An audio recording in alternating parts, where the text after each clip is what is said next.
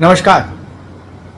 भारत के उपराष्ट्रपति पद से अचानक से अकस्मात इस्तीफा देकर जगदीप धनखड़ साहब ने सबको चौंका दिया, बड़ों को भी छोटों को भी।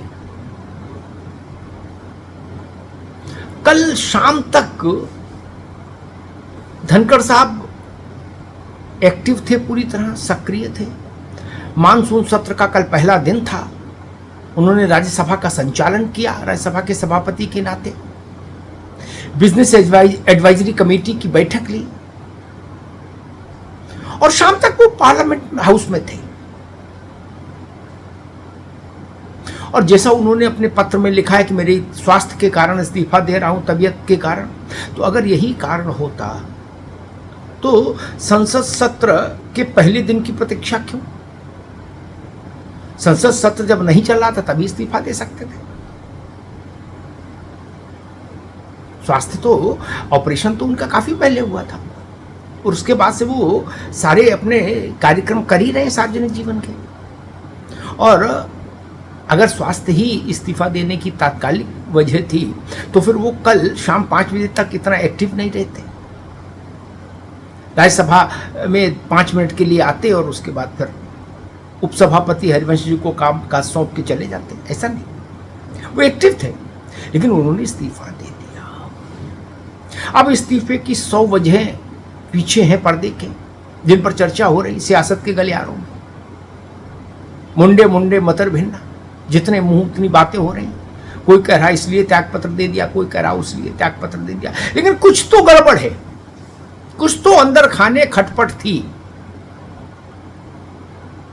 सब कुछ सहज और सामान्य नहीं, क्योंकि सब कुछ सहज और सामान्य होता तो धनखड़ साहब जब एम्स से अपने हृदय रोग की चिकित्सा करा के लौटे थे उसके बाद ही इस्तीफा दे देते, अगर स्वास्थ्य ही एकमात्र कारण होता। लेकिन वो सक्रिय हुए और ठीक से सक्रिय रहे। और कल दोपहर में उनका जयपुर जाने का 23 तारीख का एक कार्यक्रम सार्वजनिक हुआ कि वो एक कार्यक्रम में जयपुर जाएंगे, भाग लेंगे। तो अगर व्यक्ति का स्वास्थ्य ठीक नहीं तो फिर क्या जयपुर और क्या मिजोरम, कहीं नहीं जाएगा, घर रहेगा। लेकिन खैर, अंदर खाने बहुत सारी खदबदाहट है, बहुत सारी अटकलें हैं। कुछ लोग ये भी कह रहे हैं कि शायद प्रधानमंत्री और धनखड़ जी के बीच में बातचीत हो और कोई रास्ता निकल आए। कुछ एक तबका है जो ऐसा ऐसी उम्मीद लेके चल रहा है। लेकिन अब आगे क्या होगा? उपराष्ट्रपति का आसन बहुत समय तक तो खाली नहीं रहेगा, उस पर किसी न किसी को बैठना होगा। 10 दिन, 15 दिन, महीने पर, इससे ज्यादा क्या खाली रहेगा? क्योंकि उपराष्ट्रपति के लिए कोई स्थानापन्न व्यवस्था भी नहीं है कि कोई चार्ज ले ले उनका।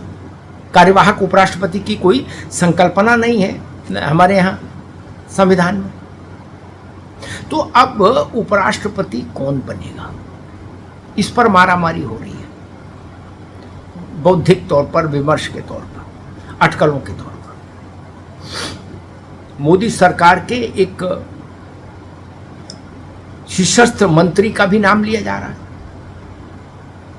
कहा जा रहा है वो उपराष्ट्रपति के लिए उपयुक्त कैंडिडेट हो सकते हैं।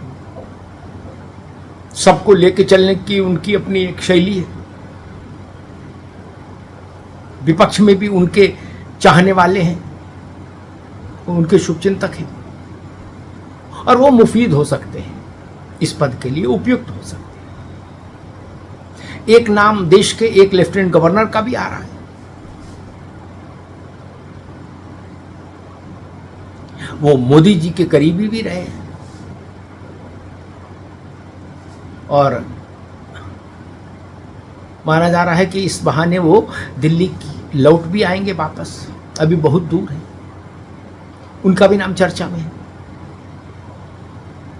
अब क्या होगा ये तो प्रधानमंत्री जाने, लेकिन चर्चा में उनका नाम है। एक नाम चर्चा में हरिवंश जी का भी है। हरिवंश बाबू जनता दल यूनाइटेड के कोटे से आए थे, फिर भाजपा के बहुत नज़दीक हो गए और इस वक्त तो उपसभापति हैं राज्यसभा में। पेशे से पत्रकार रहे हैं, योगी व्यक्ति हैं, लिखने पढ़ने वाले व्यक्ति हैं, और राज्यसभा संचालन का उनके पास एक बड़ा अनुभव है। इसलिए हरिवंश बाबू की बात भी चल रही है कि उन्हीं को प्रमोट कर दिया जाए, उपसभापति से सभापति हो जाए और भारत के उपराष्ट्रपति हो जाए। और एक नाम बिहार से भी आ रहा है। जी हाँ, भारत रत्न स्वर्गीय कर्पूरी ठाकुर के पुत्र रामनाथ ठाकुर का भी एक नाम आ रहा है कि नरेंद्र मोदी बिहार चुनाव से पहले कर्पूरी ठाकुर के बेटे को उपराष्ट्रपति के आसन पर बैठालकर एक मास्टर स्ट्रोक खेलना चाहते हैं। अब ऐसा हो पाएगा नहीं हो पाएगा ये तो भविष्य के गर्भ में है, लेकिन इस बात की चर्चा सियासत के गंभीर लोग कर रहे हैं। वो लोग मान रहे हैं कि नरेंद्र मोदी किसी भी अवसर का उपयोग इस दृष्टि से करते हैं कि उससे सर्वाधिक राजनीतिक लाभ हो। तो जब अब देश के लिए उनको उपराष्ट्रपति का चयन करना है, उपराष्ट्रपति पद के लिए किसी व्यक्ति का चयन करना है, तो उनकी कोशिश होगी कि ऐसे व्यक्ति का चयन हो जिसके चयन से देश में राजनीतिक तौर पर एक बड़े तबके में संदेश जाए, एक बड़े समाज में वर्ग में संदेश जाए। आपको याद होगा कि स्वर्गीय कर्पूरी ठाकुर को भारत रत्न देकर भी नरेंद्र मोदी ने इसी दिशा में एक पहल की थी। कर्पूरी जी का सम्मान इस देश के वंचितों में, गरीबों में, पिछड़ों में, दलितों में है, बड़ा भारी सम्मान है, उनके प्रति एक श्रद्धा का भाव है। इसलिए नरेंद्र मोदी ने जब उनको भारत रत्न दिया तो कर्पूरी जी के नाम पर राजनीति करने वाले नेताओं और दलों को बड़ा झटका लगा। उन्होंने कहा कि मोदी ने तो हमारे हाथ से एजेंडे छीन लिया। विशेष तौर पर बिहार में देखिए, आरजेडी के लोगों ने क्या कहा था कि तो हमारी मांग पर तो दिया है भारत रत्न, लेकिन ये सवाल भी मौजू है कि अगर आपकी मांग पर मोदी जी ने भारत रत्न दे दिया कर्पूरी ठाकुर को, तो जब आप सरकार में रहे, जब लालू जी सरकार में रहे केंद्र में इतने वर्षों तक, तो वो खुद क्यों नहीं अपनी सरकार से दिलवा दिए कर्पूरी जी को। इसलिए मोदी अवसर का उपयोग करना जानते हैं औरों से बेहतर।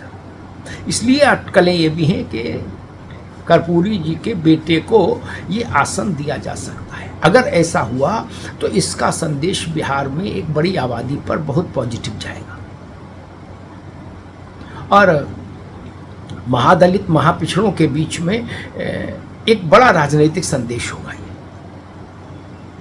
इसलिए इस नाम की चर्चा कल रात से, जब से धनखड़ साहब का इस्तीफा आया है, तब से इस नाम की सुगबुगाहट दिल्ली के सियासी गलियारों में हो रही है। तो कुछ नाम उत्तर प्रदेश से हैं और कुछ नाम बिहार से हैं, और बाकी जो नाम होंगे वो मोदी जी के मन में होंगे, जो कोई नहीं जान सकता तब तक जब तक कि वो जनमाना न चाहे। मोदी जी के काम करने की शैली यही है। तो कुल मिलाकर दो विषय, एक धनखड़ ने इस्तीफा क्यों दिया अचानक, और दूसरा विषय धनखड़ की कुर्सी पर अब कौन विराजेगा। धन्यवाद।